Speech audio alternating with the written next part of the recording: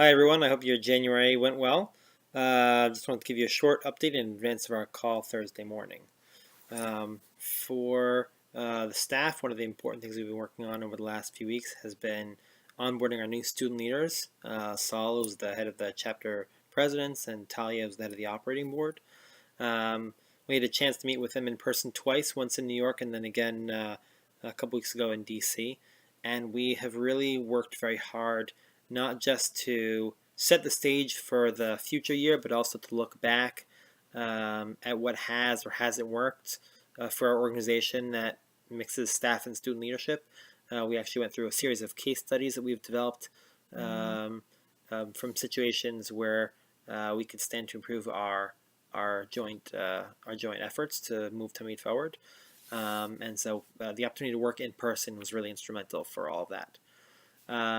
Talia and Saul have been also hard at work since not only since they started in January, but also even before in December, trying to tackle one of the major issues that we've been facing over the past year, which has been a division between the chapters and the operating board. The operating board that really considers strategy in terms of our programmatic areas, where is education going, where is consulting going, and the chapters that are really implementing things on a daily basis. If you think about it, sort of like governors and Congress. And one of the things that they have been working on going forwards is that Saul and Talia are going to be regularly speaking with each other's boards, and there's going to be a lot more cross communication between the regional directors that Saul oversees and the operating board directors that Talia oversees. So we're really excited about that. There's a lot changing on the staff level as well. We're very sad that our 0% attrition rate since March 2015 is going to end when David Mickley goes to business school in August. Yona Lieben is going to be taking his position, and we have just hired Adina Rems, who's going to be starting in May. So we have somebody through the summer, and then at the end of the summer, we'll take over as the assistant director of the fellowship. We're also starting to move forward our plans to hire a development director sometime around July 1, and also thinking through what a field coordinator would look like, who we've also been talking about considering for the summer/fall. A few other things. We are eagerly waiting the close of our all-student survey that went out a couple weeks ago. We'll be collecting information on programmatic feedback, on impact in terms of connection to Israel and professional readiness, some demographic information, and we're going to be taking that information and synthesizing it and sharing it with you. We really put a lot in the data that we gather, not just from that survey, but generally speaking. Just 3 examples of things that have resulted from the collection of data. One is our expansion process, which has been growing and becoming more robust over time.